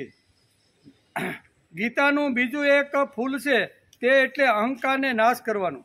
ભગવાન શ્રી કૃષ્ણ હતા તેથી પાંડવો સાથે રહી શક્યા, નહીતર મુશ્કેલ થાત ભાઈ, નોકા થઈ જાય. કારણ કે આપણે આગળ ઘણા બધા પ્રસંગો એના જોયા, બરોબર. અહીંયા અર્જુન કે ભાઈ મારી પ્રતિજ્ઞા છે કે મારા ભાઈને કોઈ ગાળ આપે ને તો હું એને મારી નાખું. હવે ભેગા રહીએ, મરી જાય, વહેલામાં વહેલા બધા મરીએ. પણ ભગવાન હતા એટલે આ ગ્રુપને ભગવાને સાથે રાખી દીધું. ભગવાન શ્રી કૃષ્ણ હતા તેથી પાંડવો સાથે રહી શક્યા, નહીતર મુશ્કેલીઓ ઊભી થાત. અને સાથી રાખી શકે અને તે ગ્રુપને વિશિષ્ટ પ્રકારની જગ્યાએ લઈ જાય અને એનો જીવન વિકાસ એમાં છે એ સમજાવે, એને નાયક કહેવામાં. આ નાયકનું વર્ણન ગીતાકારે અહીંયા 7મા શ્લોકની અંદર કરેલું છે. એને જ નાયક કહેવાય. શ્રીમદ ભગવદ્ ગીતામાં શ્રી કૃષ્ણ ભગવાન બેસ્ટ નાયક છે. કેવા? મોટામાં મોટા કલાકાર નાયક જો હોય ને તો શ્રીમદ ભગવદ્ ગીતાના 18 અધ્યાયની અંદર નાયક કોણ છે? તો કે શ્રી કૃષ્ણ ભગવાન નાયક છે. વેદવ્યાસે લખ્યું છે કે આ શ્લોકને સમજવાનો આપણે પ્રયત્ન કરીએ છીએ, આપણે અભ્યાસ કરીએ છીએ. આ શ્લોકમાં મમ શબ્દ વાપરે છે. દુર્યોધન કહે છે કે નાયકમ મમ શબ્દ વાપર્યો છે. દુર્યોધન કહે છે કે મારું સૈન્ય, આ બોલવામાં દુર્યોધનનો મોટો અહંકાર છે. નકર આપણું સૈન્ય કેવું જોઈએ? દ્રોણાચાર્ય પાસે જઈને શું કેવું જોઈએ? આપણું સૈન્ય. કારણ કે આખી છાત્ર સંઘના દ્રોણાચાર્ય આવી રીતના એક અત્યારે સૈન્યના વડા હતા. એમ તો આપણું સૈન્ય આટલું મજબૂત છે એ તમે સાંભળો એમ કહેવાને બદલે મારું સૈન્ય, એટલે એનો અહંકાર દુર્યોધનનો બહાર આવે છે. એટલે કે આ શ્લોકમાં મમ શબ્દ વાપરે છે. દુર્યોધન કહે છે કે મારું સૈન્ય, આ બોલવામાં દુર્યોધનનો મોટો અહંકાર છે. સંજ્ઞાર્થ શબ્દ શું કહેવા માગે છે? તેનો અર્થ થાય છે યાદ, એટલે કે યાદ અપાવવા માટે છે. બધા નામો હું લઈ શકતો નથી, માટે થોડા થોડા નામો જે આપણા સૈન્યના યોદ્ધાઓ છે ને એના નામની ગણતરી હું તમને કરાવું છું. અસ્માકમ તું વિશિષ્ટાએ, આ શ્લોક પાછળ દુર્યોધનના 3 ભાવ પડેલા છે. કેટલા? આ શ્લોક જે દુર્યોધન જે 7મો શ્લોક બોલ્યો ને એમાં 3 ભાવ અહીંયા વેદવ્યાસે અહીંયા દુર્યોધનના મનની અંદર 3 ભાવો જે પ્રગટ થયા છે ને એ 3 ભાવનો પ્રગટ કરવાનો અહીંયા વિચાર કર્યો છે. પેલો છે પાંડવોના સૈન્યનું વર્ણન કર્યું. રાજનીતિ એવું કહે છે કે દુશ્મનને ક્યારેય કમજોર ન સમજવો જોઈએ. આ 3 જે શબ્દો જે અહીં ભાગવતકાર વેદવ્યાસે જે લખ્યા છે અને અહીંયા દુર્યોધનને સમજાવવા વ્યાસ લખે છે કે પાંડવોના સૈન્યનું વર્ણન કર્યું. રાજનીતિ એવું કહે છે કે દુશ્મનને ક્યારેય કમજોર સમજવો જોઈએ નહીં. પણ દુર્યોધન જ અહીંયા સામેનામાં કેટલું બળ છે ને અમારામાં નથી એવું સમજવાની શરૂઆત કરે છે. તેથી દુર્યોધન પાંડવ સેનાનું વર્ણન કરે છે. પાંડવોનું વર્ણન કર્યા પછી દુર્યોધન અસ્માકમ, એટલે કે અસ્માકમ તું વિશિષ્ટાએ તાની બોધ દ્વિજોતમ નાયકા મમ સૈન્યસ્ય સંજ્ઞાર્થ તાન બ્રવીત. આવી રીતનું અહીંયા પાંડવોનું વર્ણન કર્યા પછી તરત જ દુર્યોધન અહીંયા આચાર્ય પાસે આવીને સીધું કૌરવ પક્ષનું વર્ણન કરે છે. બીજી વાત છે દુર્યોધનનો બીજો ભાવ છે અત્યારે દુર્યોધન પ્રભાવમાં છે. પાંડવોની સેના નાની હોવા છતાં દુર્યોધનના મનમાં એવો પ્રભાવ પડી ગયો કે આપણી અપર્યાપ્ત અને પાંડવોની પર્યાપ્ત સેના. આ પ્રભાવ કોના ઉપર પડ્યો? દુર્યોધનના મન ઉપર આ સેના જોઈ અને એના ઉપર પ્રભાવ પડ્યો. શા માટે? કે પાંડવોના પક્ષની અંદર બે વાત એવી છે વજનદાર, એને હિસાબે દુર્યોધન ઉપર આટલી અસર થઈ છે. એક તો ધર્મ એ સૈન્યમાં છે અને બીજું ભગવાન કૃષ્ણ એ સૈન્યની અંદર ઊભા છે. આ 2 મહાન લોકોને જોઈ અને દુર્યોધનનો પ્રભાવ એકદમ ઓછો થઈ ગયો. જે લડવા માટે ઉત્સાહથી જેમ કહેતો હતો કે હસ્તિનાપુરનું રાજ્ય હું જવા દઈશ નહીં, બરાબર, આવો ઉછળતો કૂદતો દુર્યોધન કુરુક્ષેત્રના મેદાનમાં આવ્યો. પણ આ 2 જણાના પ્રભાવ અહીંયા પાંડવ સેનામાં જોયા. એક તો ધર્મ જેના પક્ષમાં છે તેનો ક્યારે પરાજય થતો નથી અને ધર્મના પક્ષમાં ભગવાન આવીને ઉભા રહીએ તો એ પક્ષ ક્યારે હારતો. આ પ્રભાવ જે 2 વાતોનો પ્રભાવ દુર્યોધન ઉપર પડે છે એમ વેદવ્યાસ લખે છે. દુર્યોધનનો બીજો ભાવ છે અત્યારે દુર્યોધન પ્રભાવમાં છે. પાંડવની સેના નાની હોવા છતાં દુર્યોધનના મનમાં પ્રભાવ પાડી ગઈ છે. તેથી દુર્યોધન ભયભીત થઈ ગયો છે. પ્રભાવ કોનો પડે? કારણ કે પાંડવ સેનામાં ઘણા બધા ધર્માત્માઓ છે. પ્રભાવ કોનો પડે? ગમે તેનો પ્રભાવ પડતો નથી. આપણે બધાને ખબર છે કે આપણે લગ્ન પ્રસંગમાં જવાનું હોય અને કદાચ જવામાં આપણે મોડું થઈ ગયું હોય અને ત્યાં બધા 25-50 લોકો ખુરશીઓ નાખીને બધા કોઈ વયોવૃદ્ધ છે, કોઈ યુવાનો છે, બધા બેઠા છે અને આપણે એન્ટ્રી મારી દરવાજેથી, બરાબર ને, અને દરવાજેથી એન્ટ્રી મારી અને થોડેક દૂરથી લોકોને એમ લાગે કે આ મોટા વડીલ આપણે ત્યાં આવી રહ્યા છે. એનો જો પ્રભાવ પડતો હોય ને તો 5 જણા ખુરશી ખાલી કરી દે. આવો આવો બાપા અહીંયા બેહો. અને એનો જો દરવાજામાંથી પ્રભાવ ન પડતો હોય ને એ આપણો ખુરશી ગોઠવી લે. આવું થાય કે નહીં? એટલે આ પાંડવોના પક્ષનો આવી રીતનો ભગવાન કૃષ્ણ એ જે પક્ષમાં છે અને જે પક્ષમાં ધર્મ છે આ 2નો પ્રભાવ દુર્યોધન ઉપર પડ્યો છે. તેથી દુર્યોધન બોલી ઉઠી છે આચાર્યની પાસે કે આપણું સૈન્ય અપર્યાપ્ત છે અને પાંડવોનું સૈન્ય પર્યાપ્ત છે. શા માટે? એની પાસે આવીને લડવા માટે તૈયાર થઈ ગયા. આ બધો પ્રભાવ છે. પ્રભાવ કોનો પડે? અહીંયા ભાગવતકાર વેદવ્યાસ લખે છે કે દુર્યોધન ઉપર અહીંયા કૃષ્ણ અને જેના પક્ષમાં ધર્મ હતો એનો પ્રભાવ એના ઉપર પડે છે. ધર્મ અને ભગવાનનો પ્રભાવ પાંડવ સેનામાં તો છે જ. દુર્યોધન પણ ધર્મ અને ભગવાનથી પ્રભાવિત થયો છે. દુનિયાના દરેક માનવ ઉપર ભગવાનનો પ્રભાવ પડે છે. તેનું કારણ શું? ભગવાન અને ધર્મ નિત્ય છે, બાકી બધા અનિત્ય. ધર્મ નિત્ય છે. ધર્મ ઉપર આવી રીતનો ઝાડા બાજી જાય, મેષ બાજી જાય, પણ ધર્મ તો એ ધર્મ જ રહેવાનો છે. તેથી કહે છે ને કે યદા યદા ઈ ધર્મસ્ય ગ્લાનિ. અહીં જો લખ્યું છે વેદવ્યાસે કે ધર્મ ખલાસ થતો નથી, પણ ધર્મ ઉપર ગ્લાનિ લાગી જાય. શું છે? યદા યદા ઈ ધર્મસ્ય ગ્લાનિ. ધર્મ ઉપર કચરો ચોંટી જાય અથવા આવી રીતની રજ ચડી જાય, પણ ધર્મ એ તો ધર્મ જ રહેવાનો છે. તેથી નિત્ય કોણ? તો કે ભગવાન. નિત્ય કોણ? તો કે ધર્મ. ધર્મ અને આવી રીતના ભગવાન જેના પક્ષમાં હોય એનો પ્રભાવ સમાજ ઉપર પડ્યા વગર રહેતો નથી. દુનિયાના દરેક માનવ પર ભગવાનનો પ્રભાવ પડે છે. તેનું કારણ ભગવાન અને ધર્મ નિત્ય છે. પાંડવમાં આ બે વાતો હતી. તેથી દુર્યોધન પણ પાંડવ સૈન્યના યોદ્ધાઓનો પ્રભાવ દુર્યોધન ઉપર પડેલો છે. માટે દુર્યોધન બોલે છે. શું બોલે છે? અસ્માકં તુ વિશિષ્ટાયે તાની બોધ દ્વિજોતમ નાયકા મમ સૈન્યસ્ય સંજ્ઞાર્થ તાન બ્રવીમિતે. હે દ્વિજશ્રેષ્ઠ, હવે આપણા પક્ષમાં પણ જે મુખ્ય શૂરવીરો છે તેમને પણ આપ જાણી લો.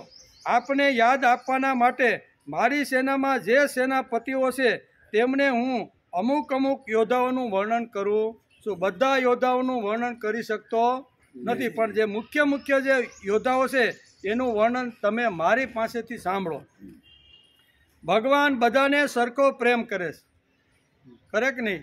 રાત્રે આપણે ભગવાનને યાદ કરીને સૂઈ તો પણ ભગવાન આપણને સરસ મજાની ઊંઘ આપે છે, અને સવારે ન યાદ કર્યા હોય તો ભગવાન સ્મૃતિનું પોટલું પાછું આપે છે. અને જે શું કહે છે, કૃષ્ણાય વાસુદેવાય હરિએ પરમા એમ કરીને જે ઊંઘે છે એને પણ એટલો જ પ્રેમ આપે છે. એને પણ સવારે ઉઠીને સ્મૃતિનું પોટલું આપી દે છે. એટલે ભગવાનને કોઈ માને ન માને, એનું કયું કરે ન કરે, પણ છતાં ભગવાનનો પ્રેમ તો અવિરત બધા ઉપર એક સરખો ચાલતો રહેલો છે. ભગવાન બધાને સરખો પ્રેમ કરે છે. ગમે તેવો પાપી, ગમે તેવો દુરાચારી પણ રાત્રે સૂતા પહેલાં ભગવાનને યાદ કરતો નથી, તો પણ સવારે તેમને ઉઠાડી અને સ્મૃતિનું દાન કરવા માટે પથારી પાસે આવી જાય છે. ગમે તેટલા ભોગના વિચારો કરતાં ધંધાના અને આવી રીતના વિચારો કરતાં માણસ જો સૂઈ જાય ને અને ભગવાન ભૂલાઈ જાય તો પણ સવારે ઉઠાડીને ભગવાન સ્મૃતિનું પોટલું આપને આપે છે. યાદ કરો કે ન કરો, એનું માનો કે ન માનો, પણ ભગવાન 24 કલાક જે ગમે તેવો માણસ હોય, દુરાચારી હોય કે પાપી હોય, એ બધા સાથે ભગવાન પ્રેમ કરે છે. જ્યાં રાગ દ્વેષ આવ્યો ત્યાં અહંકાર આવ્યો, જ્યાં હિંસા આવી, જ્યાં અપમાન આવ્યું ત્યાં ભગવાન અને ધર્મ રહેતો નથી. એમ વેદવ્યાસને આ કહેવાનું છે કે જ્યાં ધર્મ ક્યાં રહે? તો કે જ્યાં ધર્મ જેના પક્ષમાં ભગવાન હોય ને ત્યાં ધર્મ રહે, અને ધર્મ હોય ત્યાં ભગવાન રહે. આ અહીંયા વેદવ્યાસને આ શ્લોકની અંદર આપણે કહેવાનું છે. જ્યાં ધર્મ અને ભગવાન છે ત્યાં પાપીમાં પાપી માણસ પણ ઉપર પ્રભાવ પડે છે. પ્રભાવ પડવાનો અને પડવાનો. પાંડવ પક્ષમાં આ બે વાતો હતી, તેથી દુર્યોધન ઉપર પ્રભાવ પડેલો છે અને દુર્યોધન ભયભીત થયેલો છે. પ્રભાવ દુનિયાના કોઈ પણ માણસ ઉપર પડે છે તેનું એક જ કારણ છે, ભગવાન અને ધર્મ હંમેશા નિત્ય છે. એનો કોઈ દિવસ અનિત્ય હોતા નથી. અનિત્ય ઉપર વિશ્વાસ રાખીને નીકળેલો દુર્યોધન. કેવો? અનિત્ય ઉપર વિશ્વાસ રાખીને નીકળેલો દુર્યોધન. દુર્યોધન જેવા માણસને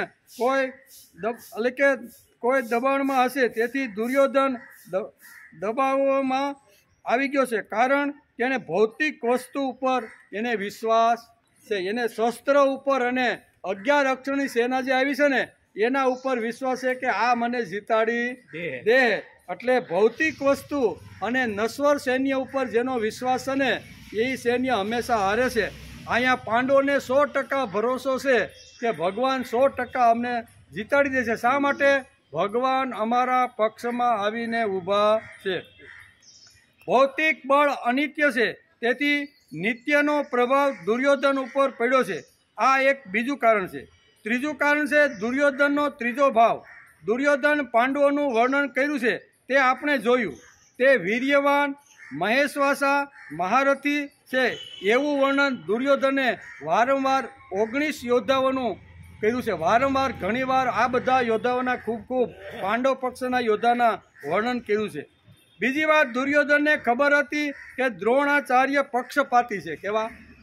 બહુ પાકી હોશિયાર હતો ને, એને ખબર હતી કે દ્રોણાચાર્ય પક્ષપાતી છે. અમારા ઉપર પણ પ્રેમ કરે છે અને પાંડવો ઉપર પણ પ્રેમ કરે છે. એટલે દુર્યોધનને ખબર હતી કે દ્રોણાચાર્ય પક્ષપાતી છે. પાંડવ પક્ષનું વર્ણન કર્યું તે આચાર્યએ બરોબર સાંભળ્યું. શું કર્યું? 19 યોદ્ધાઓનું જે વર્ણન દુર્યોધને આચાર્યની પાસે કર્યું એ આચાર્યએ બરોબર સાંભળ્યું. અને દુર્યોધન વિચારતો હતો કે અહીંયા દ્રોણાચાર્ય તો પક્ષપાતી છે, ક્યારે એનું પલ્લું પાંડવ તરફ નમી જાય એ એને વિશ્વાસ દુર્યોધનને આવ્યો નથી. તેથી બીજી વાત, દુર્યોધનને ખબર હતી કે દ્રોણાચાર્ય પક્ષપાતી છે. પાંડવ પક્ષનું વર્ણન કર્યું તે આચાર્યએ બરોબર સાંભળ્યું છે. દુર્યોધને આટલું વર્ણન કર્યા પછી એડવાન્સ વિચાર કરવા લાગ્યો. દુર્યોધન આટલું વર્ણન તો પાંડવોનું કર્યું, પણ એડવાન્સ વિચાર કે આ વર્ણન કર્યા પછી આ મહાત્મા ઉપર કાંઈ અસર ખોટી થાય કે કેમ? મહાત્મા એટલે આચાર્ય કે દ્રોણ ઉપર એની અસર થશે કે કેમ?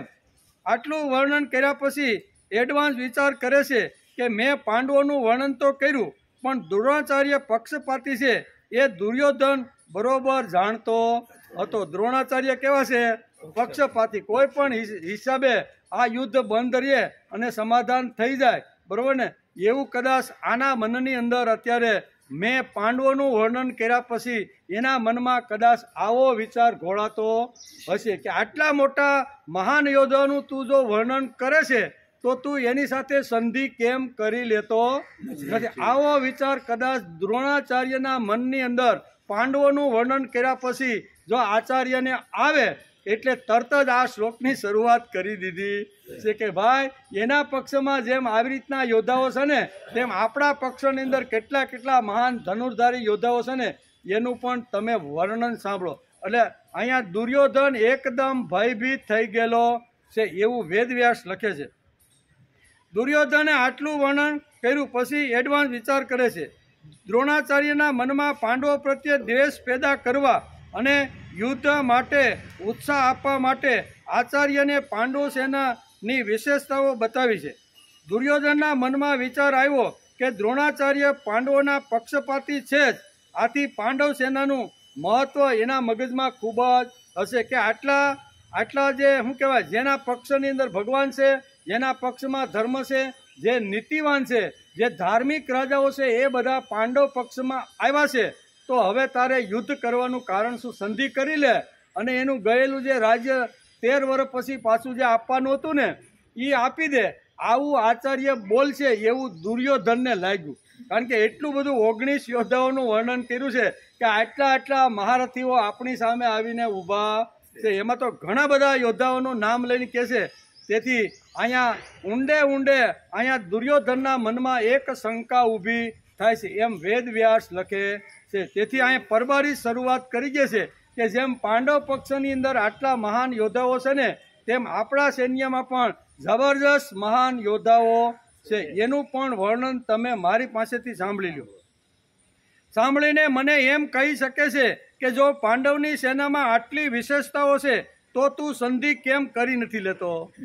આવો એને ડર છે. એટલે પરબારું જ કાંઈ પૂછ્યા વિના કીધા વિના સીધો જ અહીંયા વર્ણન કરવાની શરૂઆત કરે છે, કહી દેતો નથી. આમ દ્રોણાચાર્ય કહે તો તેથી એડવાન્સ વિચારીને દુર્યોધન આગળના 3 શ્લોકમાં કૌરવ સેનાનું વર્ણન કરે.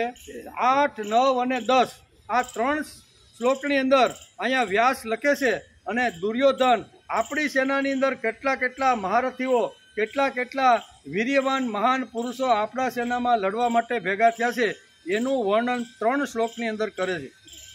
તું હલકે હવે દુર્યોધન આચાર્ય દ્રોણ તું સંધિ કેમ કરતો નથી? તે આવું બોલે તે પહેલાં દુર્યોધન પોતાના સૈન્યમાં કેવા કેવા મહારથીઓ અને યોદ્ધાઓ છે તેનું વર્ણન શરૂ કરી દે છે.